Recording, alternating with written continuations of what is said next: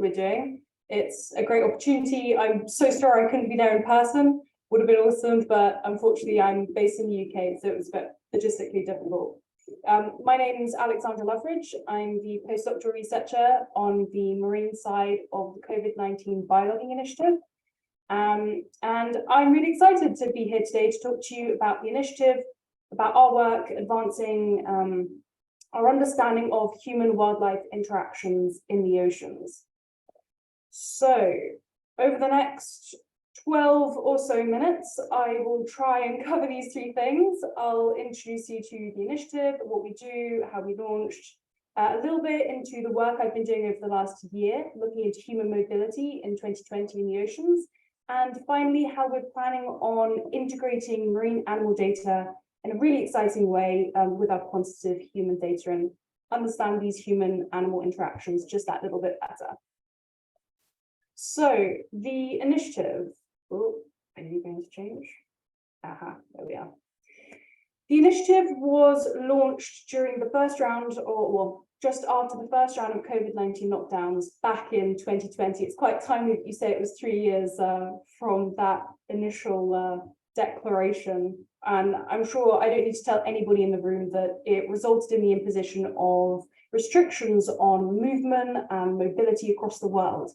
And in many places, this was clearly documented, or in the terrestrial landscape at least, in the many reports and papers during and after the initial event. So think Google mobility reports, Facebook data releases. And at the height of restrictions, which was in April 2020, 4.4 billion people were under some form of lockdown, which is over half of the world's population, which is quite something. At this point, we always need to acknowledge the human tragedy of the event. Many people lost their lives, they lost their loved ones and their livelihoods. It's important to acknowledge that as we move forward with the project. But prior to this event, researchers examining human impacts on animals had to take into account lots of confounding factors that could confuse the results. For example, the interaction between human activity and human infrastructure and that impact on animal behavior and movement. But COVID-19 offered us an opportunity, an anthropause, as we call it, which temporarily dissociated human movement and activity from these other confounding factors. So buildings, roads, of course, those will stay, they didn't disappear, but people stopped moving.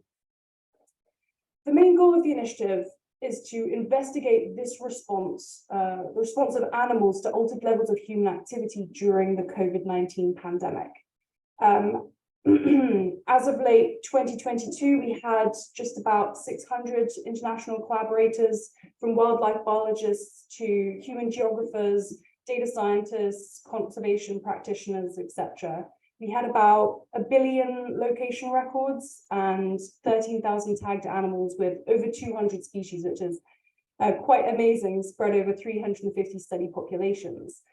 And we now have, in 2023, about 11 sub-projects. I've only put up 4 here because it gets quite crowded after a while. It covers everything from ungulates in Europe to raptors and road crossings, to gull interactions with fishery boats, and the project that I'm here today to talk to you about, oh, if I can change the slide, the marine sub-project, which is, as you might imagine, investigating the response of marine animals to changes in human movement. And with this project, we aim to answer the question, did marine animals respond to changes to movement during the COVID-19 pandemic? Did they spend more or less time in previously high traffic corridors, an area of high fishing effort? And we aim to answer this question across species, across different areas, and in very different environments, using biologging tools and techniques, which I'll come on to in just a minute.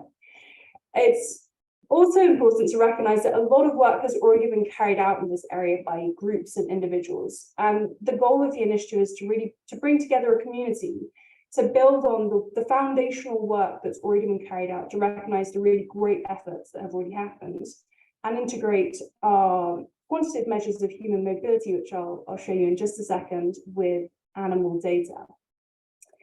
But there's one big problem. where in terrestrial environments, we had unprecedented access to human mobility data during the pandemic, with, I'll say the word again, unprecedented cooperation between industry, academia, policymakers, and other stakeholders. I'm not sure the same can be said of the ocean, that access to data that was made in that period. So before even starting to try and understand what marine animals were doing in 2020, we had to ask the question, what were humans doing on the ocean in 2020? Where did they really stop moving around, or is that just a bias or a fake result? I'm sure I don't need to tell anybody here that the marine environment is almost incomparable to the terrestrial environment and the landscape, especially when it comes to recording human activity. We may have shipping highways, but on land, that's a solid infrastructure. On the ocean, it's a very different story. And human activity on the ocean here, Nightlight data in 2019, is highly variable, from fishing fleets to ferry crossings, cruise ships, cargo shipping, you name it, it happens on the ocean. We've just zoomed into the Mediterranean, and I'll just pause here because the Mediterranean is a great example of, it showcases a lot of different human activities on the ocean, let's say. You've got ferry crossings, which are these lines between points on land. You have diffuse fishing fleets, which are picked up just to the south of Italy, for example. You've got shipping coming through the Suez Canal, lots and lots of activity going on. And 2019, it all looks pretty bright. Q 2020, and something has changed in the ocean. From our Nightlight visualizations, we observed this. It will probably switch a couple more times between them. This drop in Nightlight on the ocean, that was 2019, that was 2020. I'll bring it a little bit closer to home for you guys, because this is a little bit further over my side of the world. The Northwest Atlantic, the Gulf of Mexico, Caribbean Sea. You see lots of these crossings, passenger ferries, frequent routes in the ocean over to Bermuda, down to the Caribbean islands. And then 2020, a lot of that, it's either dimmed or disappeared. So to quantify these changes that we observed in these maps, we reached out to two collaborators, both amazing, the Global Fishing Watch, who donated their shipping and fishing data sets, and the Payne Institute for Public Policy at the Colorado School of Mines, who donated their Nightlight data set. And what you just saw previously was all created using the Nightlight data set. And using these, over the last year, I've tried to gain a really comprehensive view of what happened on the ocean in 2020. Where did things change? Did things change? I could spend hours talking about these data sets, but I'll very briefly give you a quick overview of one of our analyses, which is looking at passenger vessels. So passenger vessels include anything, cruise ships, passenger ferries making frequent crossings, leisure craft. In some areas, quite small ships are mandated to carry AIS, which is the tool used to create this data.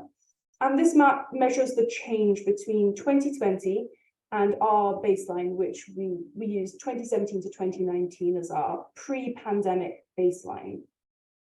Blue represents areas where activity decreased, and orange represents areas where activity increased. And at first glance, it might seem fairly mixed. There's lots of blue, there's lots of orange, but overall there seems to be more blue than orange. Activity seems to have decreased in the global oceans. If we zoom into the Atlantic again, lots of these regular crossings, for example, up to Iceland from the UK, in the Gulf of Mexico, in these coastal areas, there are decreases, as well as some increases in the Gulf of Mexico, for example. But can we delve into this even more? This graph at the bottom shows you our data from 2017 to the end of 2020. That highlighted bar is the pandemic year, 2020. The white line is the observed data, that's what actually happened. And you can see that there's an increasing trend represented by that green line across the baseline. There are more and more passenger vessels are more active year on year.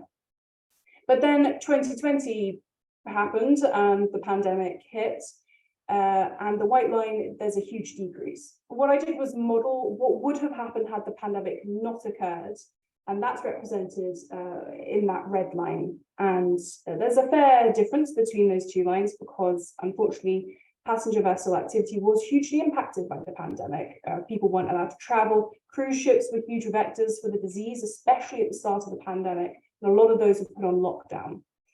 Can we be even more precise? So this is only the Northwest Atlantic, certain states in the Northwest Atlantic. If you're interested, the US is fourth from the bottom. The high seas are shown on that very bottom line.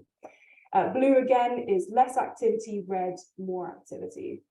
And well, what you may be able to see that there's this coordinated reduction in passenger vessel activity in April 2020. Surprise, surprise, that corresponds pretty exactly with the dates of lockdown when over the half of the world's population was under some form of restriction or reduced mobility. And in looking at total activity, there's this return to 2017 peak global activity. So there were fewer people moving around during this year. And if we're going to now move on to animal data and examine those lockdowns, if we're looking for an immediate change, this is where we're going to see that immediate change. Of course, there could be lag, there could be many other confounding interacting factors, but 2020 seems to be our year for testing these things. So let me move on to my final point. I think I'm okay for time. Do wave at me if I go over, or I could talk forever, to talk about the marine animal tracking and how we're hoping to integrate marine animal data into our analyses and build a really comprehensive idea of how animals responded to this changed human movement now that we have these quantitative metrics.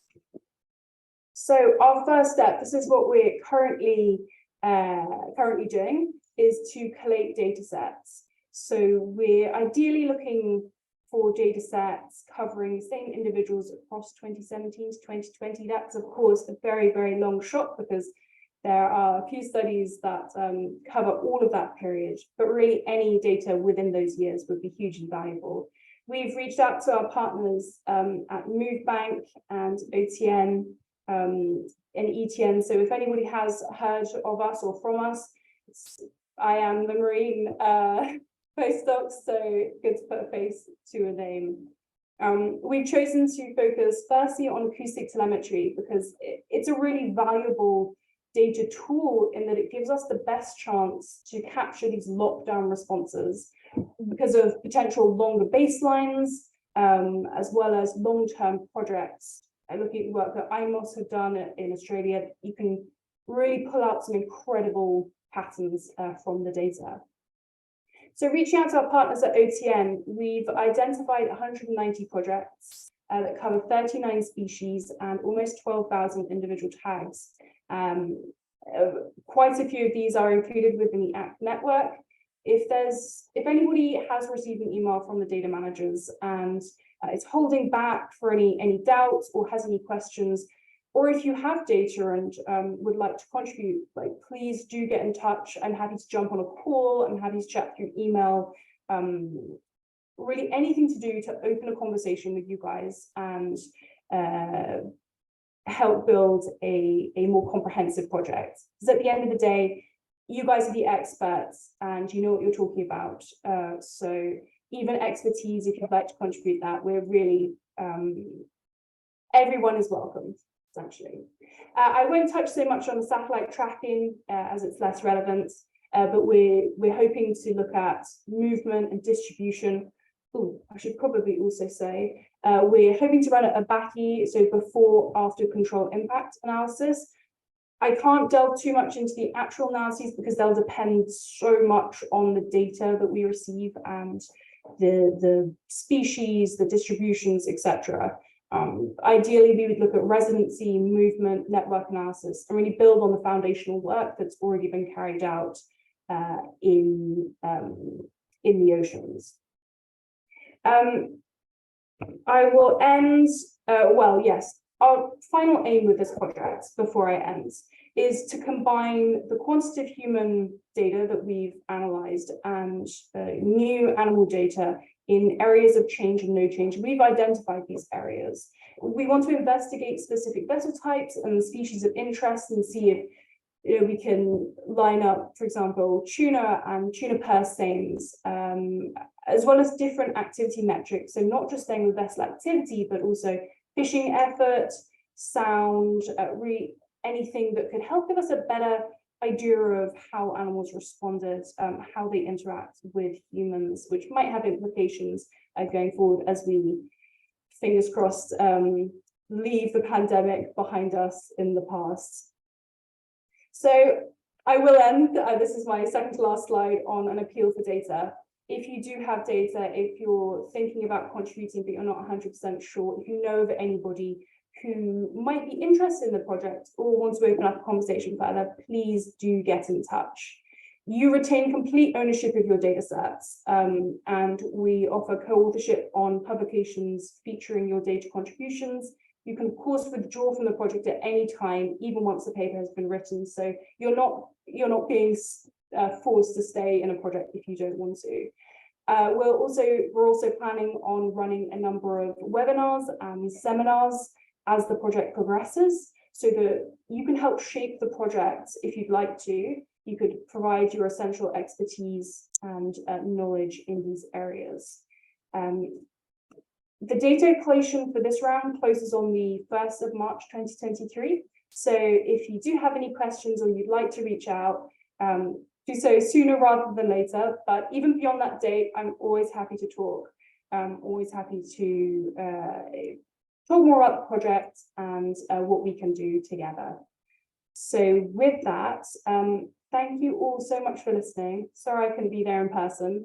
I'm happy to take questions now, happy to take questions later. My contact details are at the bottom of the slide, which you might be able to see. So get in touch if you'd like to chat about it or anything like that. But thank you.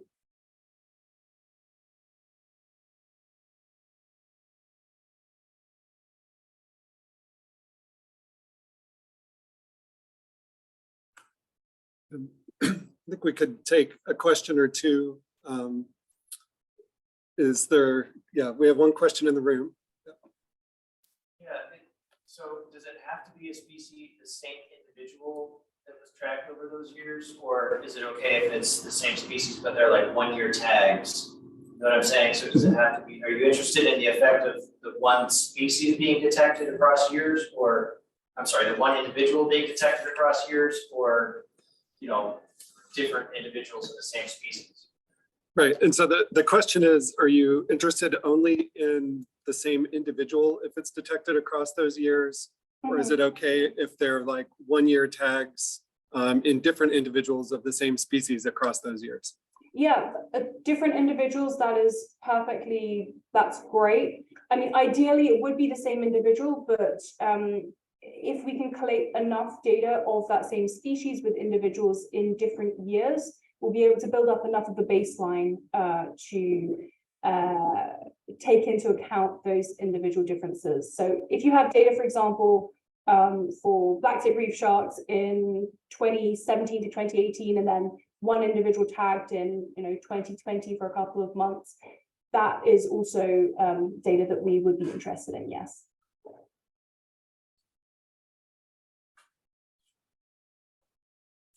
Thank you. All right, so next we are going to have another second virtual speaker, and this will be from Thiago Couto, and he is from the BioTrack project that many of you, I think, joined on as a collaborative. Yeah.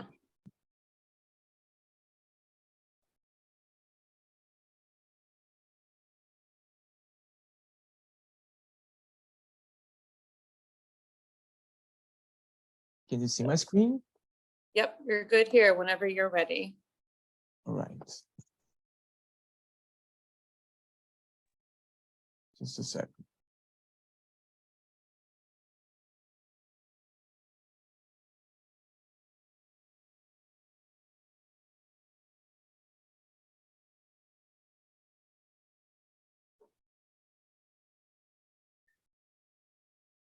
All right.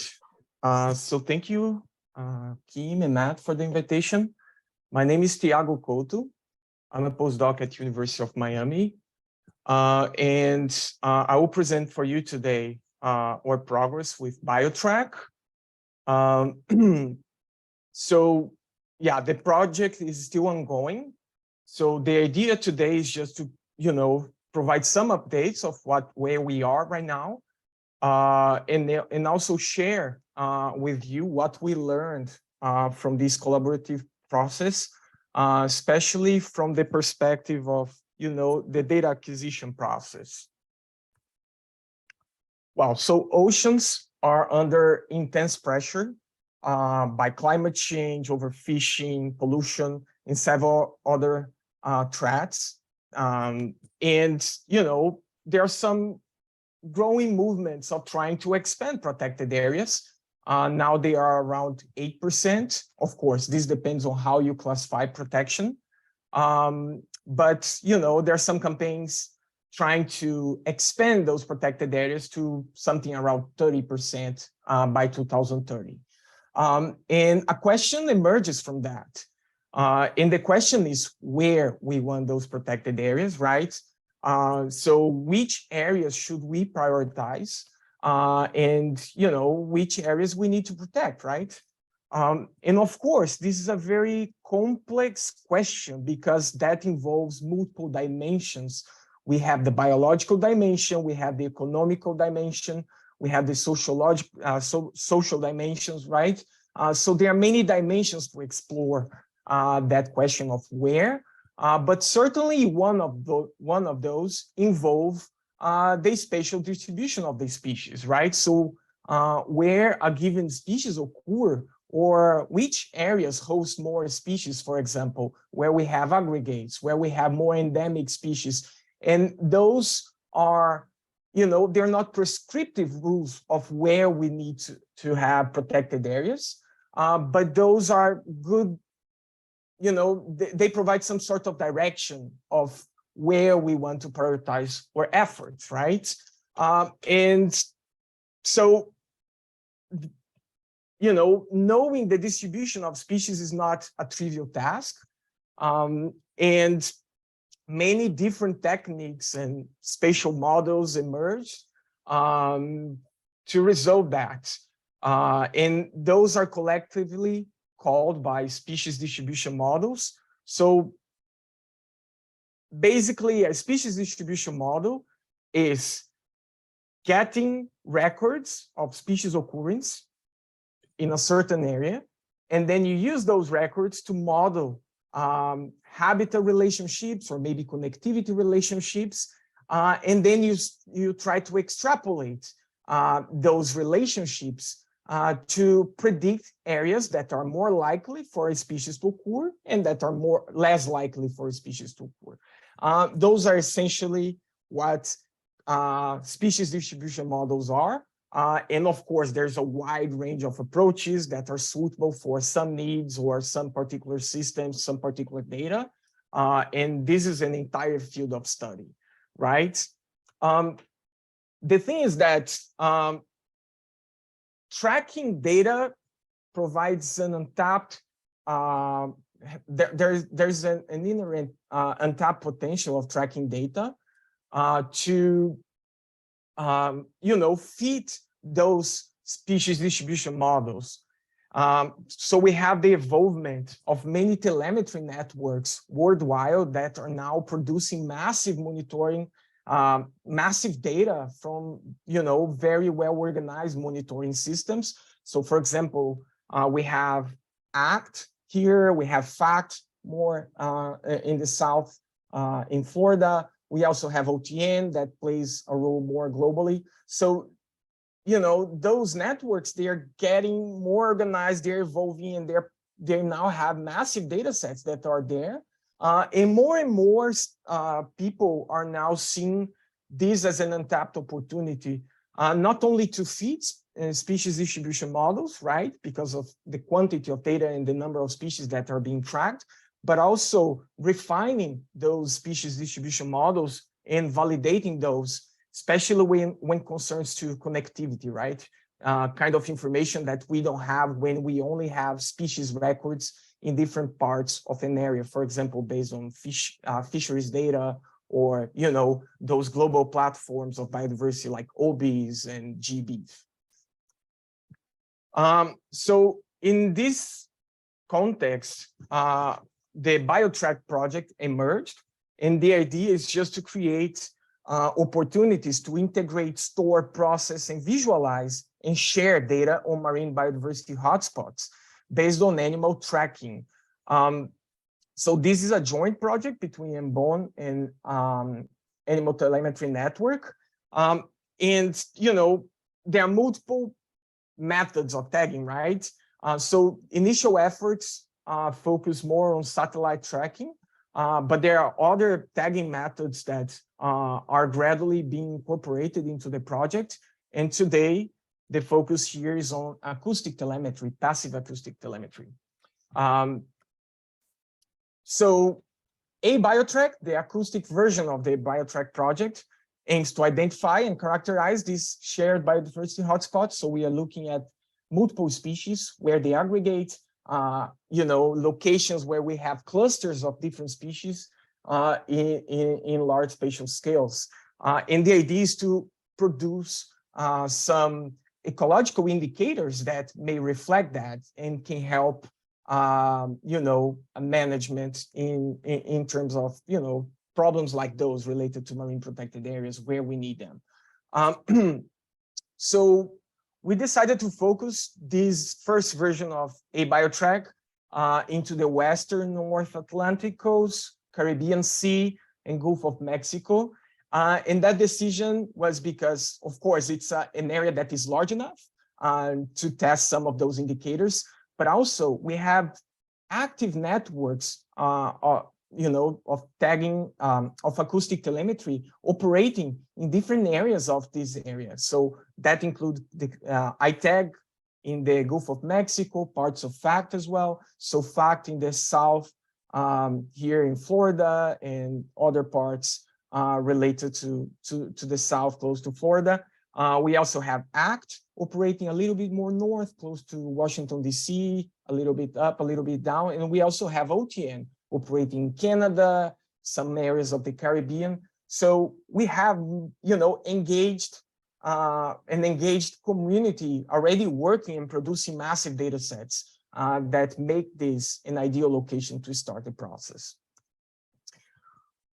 All right, so how we started? Well, we first needed to develop a data acquisition process strategy, right? And we decided to go for open invitations for collaborations. So we made an open call for contributions for researchers and research groups that are working in this area. So we contacted the nodes and got their support in contacting members of the nodes. And this was a really key step of the process. And we contacted ACT, FACT, OTN, and ITAG. And this expanded a lot the range of people that we could reach. We also posted the invitation in social media, and also some direct invitations for some researchers that we know that are working in some of these areas with acoustic telemetry. And we have specific data policies and agreements for people that were willing to contribute and collaborate with us in this effort. So we kind of knew the role of each parties in this process. So this was a long process of data acquisition that circulated around. Some of you already joined the project, but some of you may have seen that somewhere. Well, and we didn't know much on what to expect from that process. You know, it's an open invitation, voluntary contributions. We know that people are busy, people have their own goals and their own projects. So surprisingly, or not surprisingly, that was something that we wanted to, but I would say that was really successful in comparison to our initial expectations. We got contributions from 51 principal investigators from 38 institutions. That includes more than 100 people if we start including co-PIs and other collaborators that they also included in as names in the project. So our data set includes 66 telemetry projects, and it included members of the 4 different nodes that we reached to, like ACT, FACT, OTN, and ITAG, as well as independent contributors. So this was interesting because there were even cases where independent contributors, they started organizing themselves, and now they are trying to join a node because of that effort, the BioTrack. So that was like an incentive for people to also be part of a node. So I see like a win-win type of thing where we get the data, we have contribution, but we also engage with new members that can provide data and support to the different nodes. So some of them already uploaded their data to the network. Some of them are in the process. So our full data set includes 43 million detections. And within our study area, we got like more than 3,500 unique receiver locations. And that data set included 74 species. Most of them are teleost fishes, but we also have sharks, rays, turtles, sturgeons, mammals, even a species of crustacean. So as you see, we have a diverse group, and I would say we were quite successful in having a data set that is quite extensive within our study area. So that was really positive. So some updates of where we are right now. So we concluded the data acquisition process, or at least most of it. There are still some pending things that we are willing to solve, especially regarding contributors that are not part of nodes. So it's it's way more complicated to incorporate their data into our data set, right? Standardization and all those things that the networks are doing that for more time, and they already have their standards. Things are being way more efficient. So that's why stimulating people to join a network, I think this is something that we learned here that can greatly improve efforts like these, collaborative efforts. We are now working on the data processing and quality control part of it. So of course, those detections, some of them, they are probably false detections. We are running some quality control operations, but also another step of this process will be to reach to the researchers and ask their feedback about the data and the distributions of species that they are familiar to. And we are also in the process of experimenting different species distribution approaches. Of course, this is like a really unique type of data that people are not playing with for too long from the species distribution modeling perspective. So there are many things that still need to be figured, like absences. So for example, we are dealing with tagged animals. So depending on where the animals were tagged, we cannot assume that the lack of detection in a given receiver is a lack of that species in that region, right? In the absence of that species. So there are many things that we need to improve, and we're trying to make the best choices that we can based on that type of data that is really new for this type of analysis, especially in this scale and with multiple species. Well, some take-home messages from our efforts. We have a highly engaged and collaborative research community, and I think this is a very important finding that we cannot underestimate.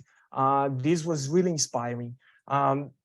So I would say that probably that high engagement is related to the focus of our efforts on multi-species indicators, right? So I know that many people, they have their own interests, their own research schedules and timelines, their own projects. And you know, we made really sure that our interest here is not on individual species distributions. So I think that was a helpful thing that is related to specific to our project. So some sort of, you know, a lesson learned that I think it can be important for future collaborative efforts. There are existing pipelines that facilitated a lot the data sharing process. So it's quite clear to me, you know, data that come from the telemetry nodes, it's very different from data that comes from individual contributors. And again, it's a monitoring system that is already in place, that is a huge collective, with a huge collective potential when we start looking at multiple species and all that, that we are looking for in this effort. So there's still a big need for advancing the analytical tools. They are not there yet in the literature, but the data is great. I mean, it's inspiring. Well, so with that, I would like to thank for the invitation and thank for all the ABioTrack contributors that we have, and probably some of them, I saw some names here that are in the meeting. So a big thank to you and a big thank for everyone that supported our project, especially from ACT, Kim and Matt, that was really supported. Thank you.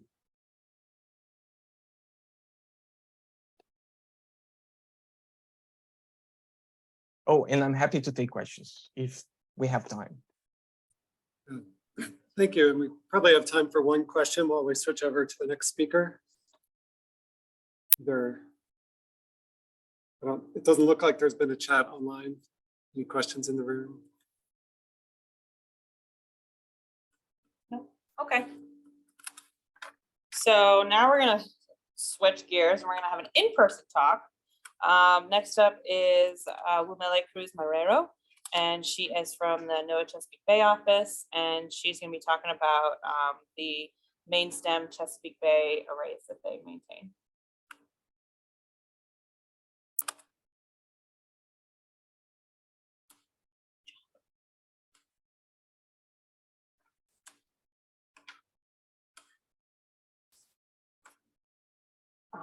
You'll have to advance your slides by.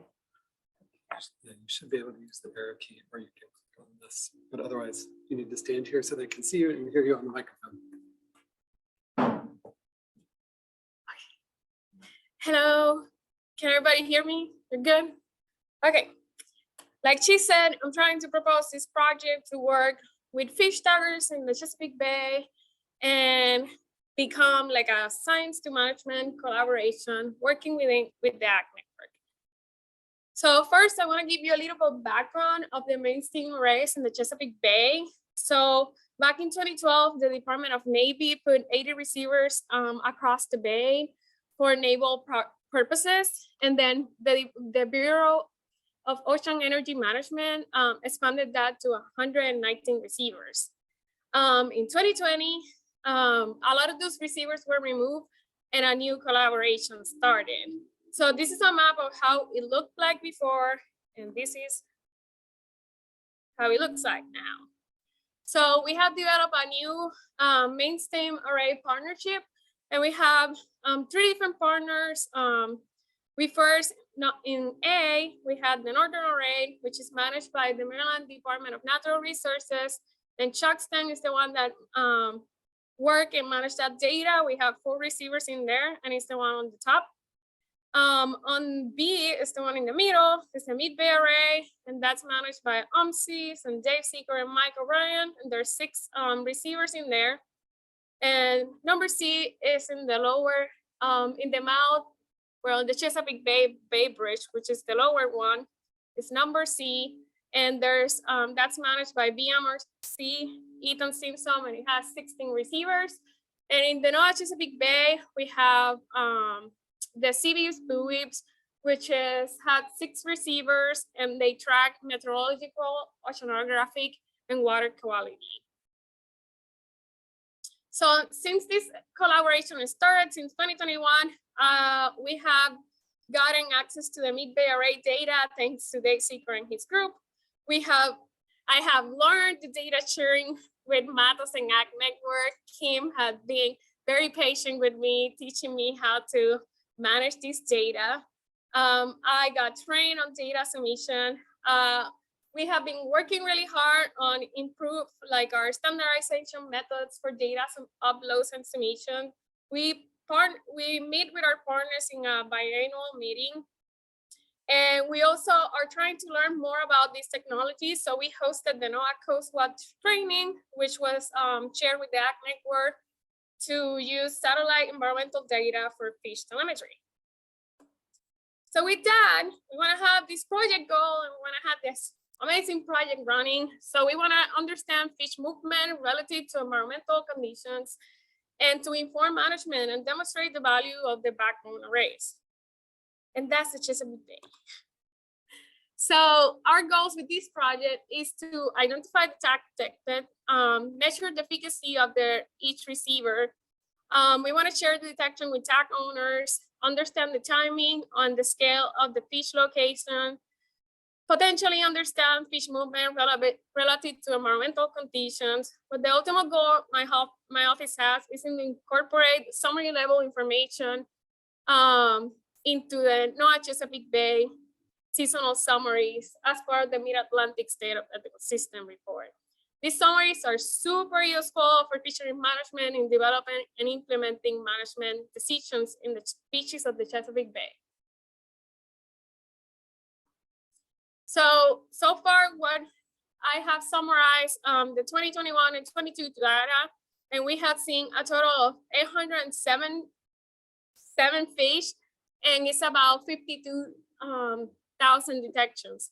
I want to point out that this data doesn't represent all the tag detections to the timing and submission of the data uploads.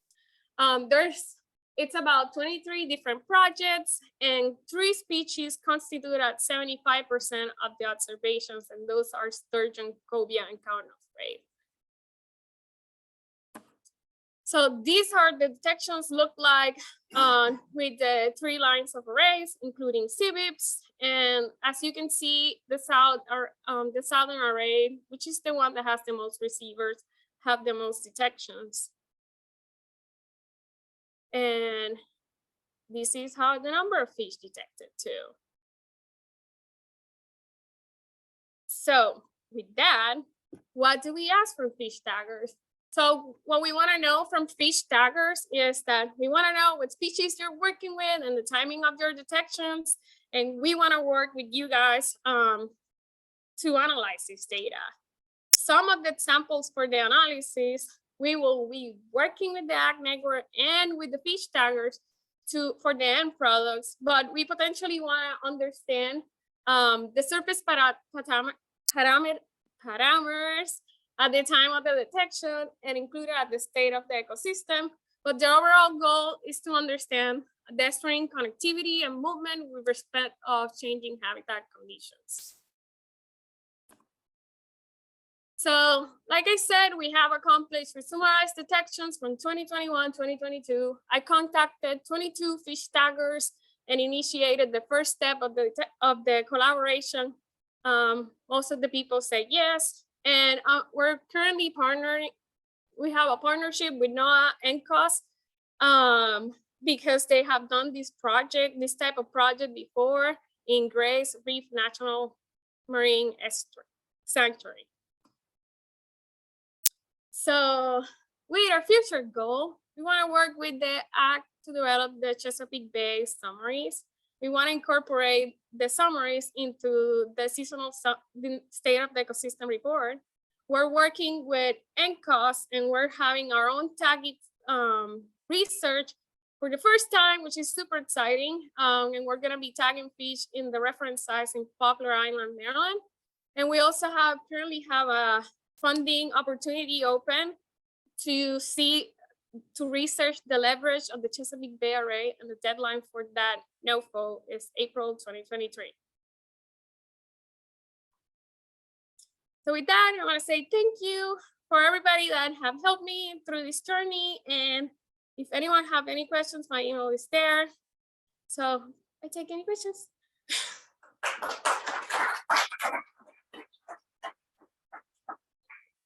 That was really fast. Yeah, so we maybe take one question. Is there a question in the room or online?